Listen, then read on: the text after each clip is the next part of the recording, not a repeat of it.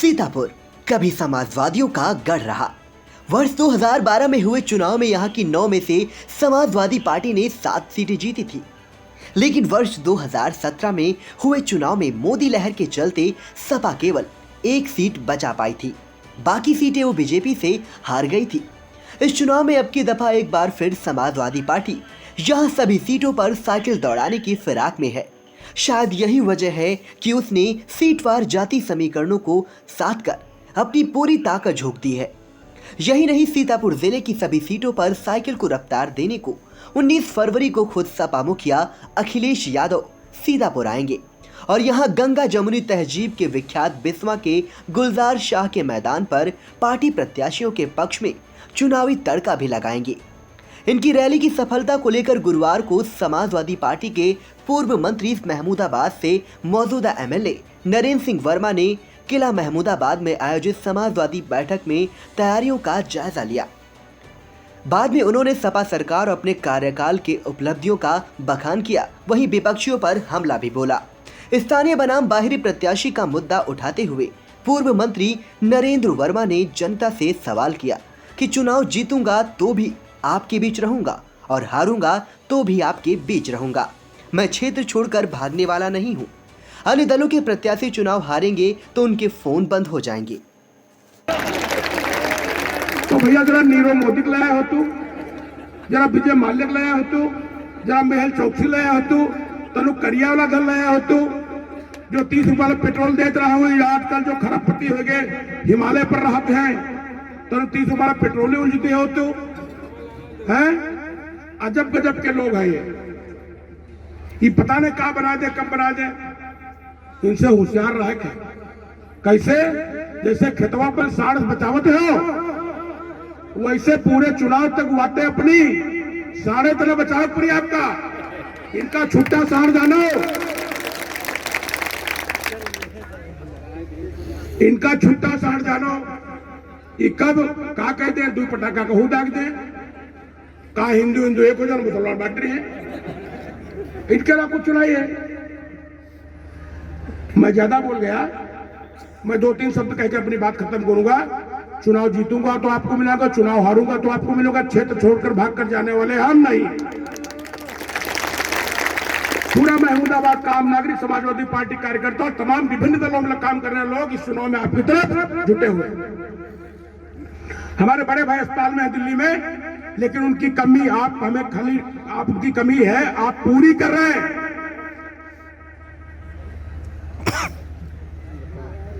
कोई दूसरा चुनाव जीता है, मैं नाम तो नहीं लूंगा, जो दिल्ली में की पार्लियामेंट में हमारा प्रदर्शन कर रहे हैं, उनका कब वो देखे हो? कहूं देखे भैया? एमपी साहब कहूं देखे हो? तो औरतें जब खुश होती हैं तो गाना गाती हैं। हम लोगों के हिंदू भैया गाना गाती हैं कि हमरे सैया की सूरतिया जैसे गुलरी के फूल। गाती नहीं गाती हैं? अब वो महमूदाबाद विकास पैदा करे हुआ है बीच कुछ। कार्यक्रम में छात्र सभा के प्रदेश अध्यक्ष दिग्विजय सिंह देव ने बीजेपी पर निशाना साधा। कहा कि यूपी में काबिज बीजेपी सरकार नफरत की बीज बो रही है। आपसे और लोग कहने आए, लेकिन हम आपसे वो कहना चाहते हैं जो सिर्फ छात्र और नौजवान की बात, जो गरीब मजदूर किसानों के बेटों की बात, जो हमने कोरोना काल में देखा थे, हमने जो देखा जो हाथरस में हुआ, हमने जो देखा कि पूरे उत्तर प्रदेश में किस तरह से नौजवानों पे जुल्म हुए, छात्रों पे जुल्म हुए, दलित परिवार से आने वाले बच्चों पर जुल्म हुए, किस तरह से लाठी और डंडों से उनके सपनों को कुचला गया, किस तरह से उत्तर प्रदेश की लखनऊ की सड़कों पर गरीब मजदूर किसान का बेटा घसीट घसीट के मारा गया है और पर मुकदमे लगाए गए। नौजवान साथियों, आपकी बड़ी तादाद है यहाँ पर। मैं आपसे ही गुजारिश करना चाहता हूं और आपसे ही कहना चाहता हूं कि लड़ाई आसान लड़ाई नहीं, और इस लड़ाई को लड़ने के लिए आपको पूरी ताकत के साथ जुटना पड़ेगा।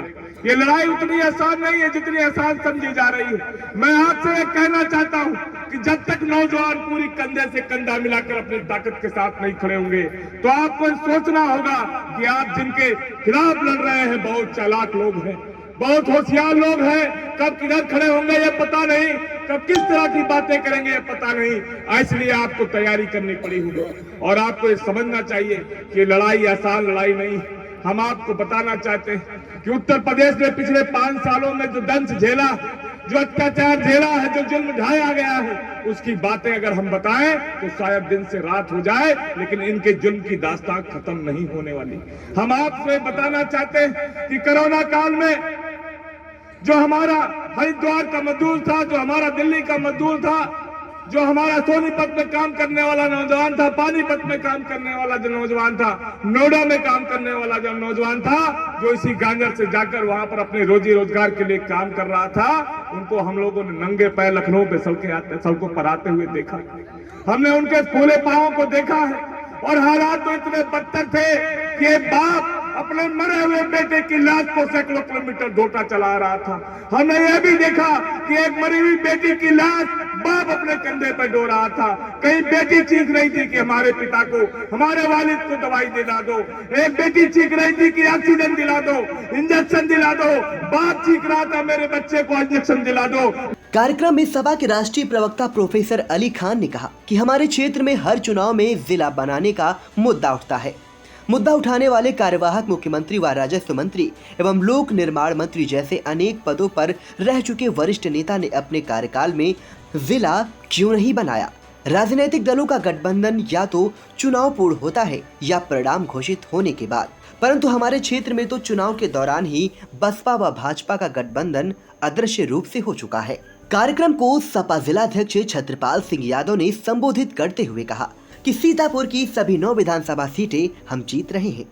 कार्यक्रम को छात्र सभा जिलाध्यक्ष दिग्विजय सिंह देव, सपा नेता जासमीर अंसारी, पूर्व चेयरमैन मोहम्मद अहमद, फतेहपुर चेयरमैन मौलाना अफजल, मोहम्मद रिजवान आदि ने संबोधित किया। सपा प्रत्याशी नरेंद्र वर्मा का माल्यार्पण कर स्वागत किया गया।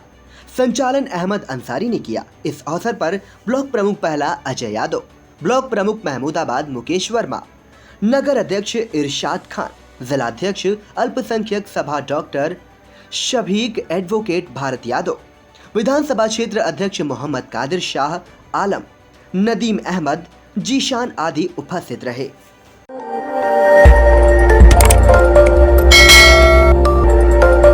खबर आपकी, नजर हमारी। देखते रहिए आई इंडिया।